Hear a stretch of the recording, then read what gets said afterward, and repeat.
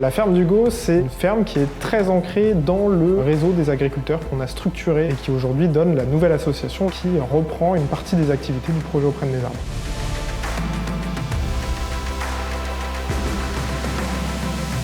On est dans le Tarn, c'est un département avec une grande diversité d'agriculture. On a une plaine viticole qui est au nord-ouest, on a une zone de montagne qui est à l'est, qui est beaucoup plus marquée par de l'élevage, et une plaine céréalière au sud. Donc c'est un terrain qui est très intéressant à voir au niveau agroforestier parce qu'il y a énormément de systèmes possibles.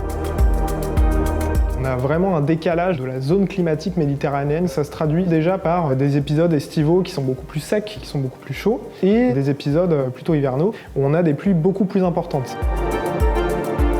Le projet Auprès de mes arbres, il commence en 2019. On a accompagné des promotions d'agriculteurs et d'agricultrices, une quinzaine de fermes chaque année. Depuis 2019, 110 fermes. On forme les agriculteurs à réaliser des systèmes agroforestiers. Donc nous, on fournit les informations, les formations nécessaires pour apprendre, et on fournit le matériel de plantation pour après mettre en place le système agroforestier directement sur le terrain.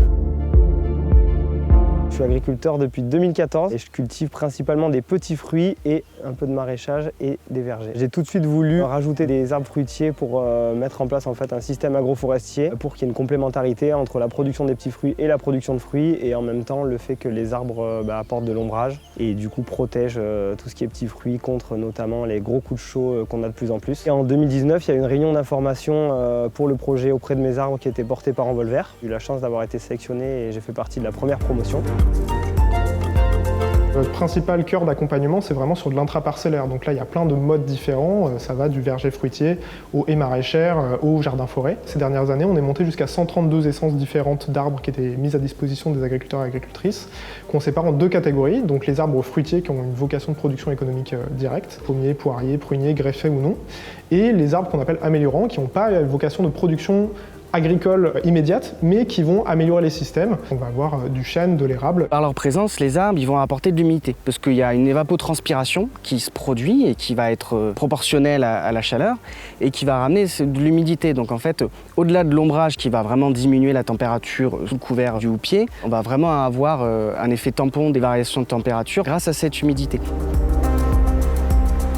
Par l'ensemble de ces aménagements, donc on a des alignements intraparcellaires, on a les haies en bordure, on a des bandes enherbées sous les arbres là-bas.